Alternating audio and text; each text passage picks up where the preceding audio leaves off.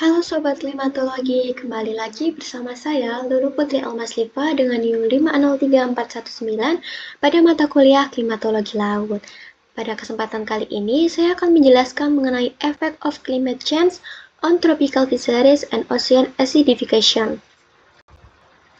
Perikanan tropis memiliki peran penting bagi kesejahteraan sosial, terutama daerah di antara garis balik utara dan garis balik selatan. Masyarakat pesisir sekitar 1,3 miliar orang di daerah tropis sangat bergantung pada perikanan sebagai mata pencaharian, pembangunan, budaya, dan ketahanan pangan. Perikanan tropis menyumbang sekitar 50% dari tangkapan iklan global tahunan. Akan tetapi, wilayah tropis sangat rentan terhadap tekanan iklim yang mengancam stok ikan dan habitat laut oleh berbagai dampak dari perubahan iklim. Dampak yang pertama yaitu pengasaman laut. Pengasaman laut adalah salah satu permasalahan terkait perubahan iklim di wilayah tropis. Pengasaman laut dipicu oleh penyerapan CO2 antropogenik oleh laut secara berkelanjutan sehingga meningkatkan pengasaman perairan. Pengasaman laut berdampak pada terumbu karang, padang lamun, organisme laut lain, dan juga ekosistem. Pada terumbu karang, peningkatan pelarutan CO2 mengakibatkan perubahan kimia karbonat yang secara langsung dapat menyebabkan penurunan kalsifikasi dan pertumbuhan terumbu karang. Ketika proses pengikisan melebihi terumbu karang, maka akan melemahkan stabilitas terumbu karang. Kondisi ini memungkinkan alga berdaging dan non-kalsifikasi mendominasi perairan, sehingga dapat merusak keanekaragaman hayati serta mengurangi kemampuan terumbu karang untuk pulih. Sebaliknya, padang lamun memanfaatkan pengasaman laut melalui peningkatan CO2 untuk fotosintesis, sehingga populasi dari padang lamun semakin meningkat. Nah, untuk organisme laut lain, peningkatan CO2 memiliki efek jangka panjang pada fungsi metabolisme, pertumbuhan, dan reproduksi ikan, kemudian mengubah tingkat populasi dan spesies. Sedangkan untuk pengasaman laut, dapat menghambat pigmen fotosintesis rumput laut pesisir dan mempengaruhi kapasitas osmoregulasi krustasea dan juga kepiting. Nah, terumbu karang di ekosistem berfungsi sebagai pemecah gelombang alami, melindungi garis pantai, dan menciptakan habitat yang tenang bagi ekosistem seperti hutan bakau dan juga padang lamun. Degradasi atau kematian dari terumbu karang menyebabkan hilangnya jasa ekosistem penyediaan dan perlindungan. Pengaruh perubahan iklim pada perikanan tropis meliputi perubahan curah hujan, kenaikan suhu permukaan laut, dan dampak pada potensi penangkapan. Pengasaman laut bekerja bersama tekanan iklim lain, terutama pemanasan laut. Ketika terjadi peningkatan curah hujan, maka akan terjadi hujan lebat dan banjir dalam jangka waktu panjang yang menyebabkan pemutihan karang akibat masukan air tawar, terutama di terumbu karang yang terletak jauh dari lautan terbuka. Sedangkan ketika penurunan curah hujan pada ekosistem mangrove mengakibatkan kekeringan yang berakibat pada peningkatan salinitas dan penurunan pertumbuhan, perubahan persaingan antar spesies, dan perubahan zona pasang surut bagian atas menjadi dataran hipersalinitas.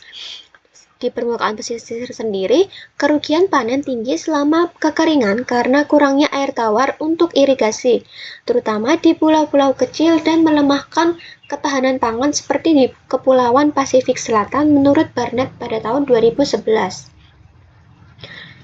Yang kedua, kenaikan permukaan laut atau sea level rise atau SLR. Peningkatan SLR akan berdampak langsung maupun tidak langsung terhadap permukiman dan pertanian pesisir.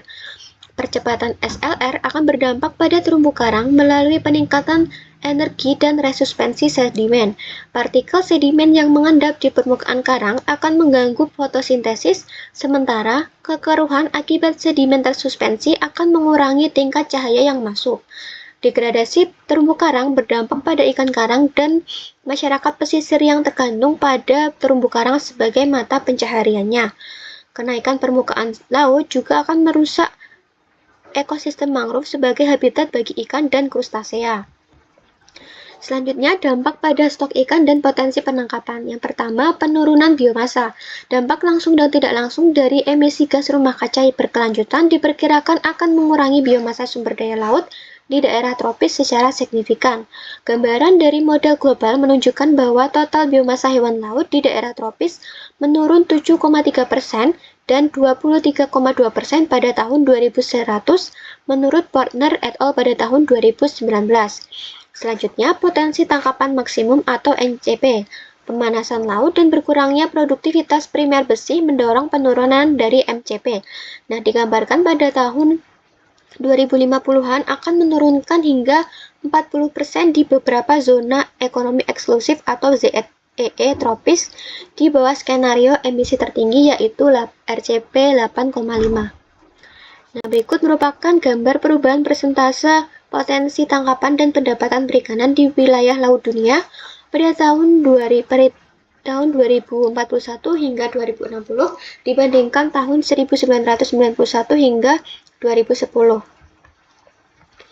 Nah, berikut merupakan grafik perubahan MCP berdasarkan lintang pada berbagai samudra menurut Lam et al. Pada tahun 2020.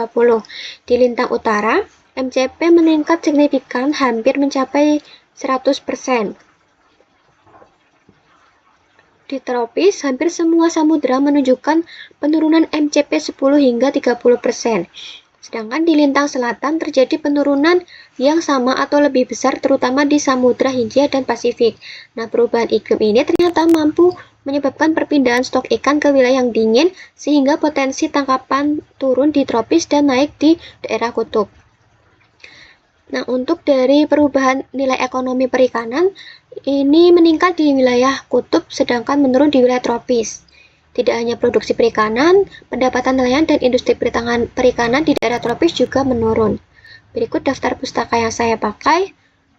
Terima kasih.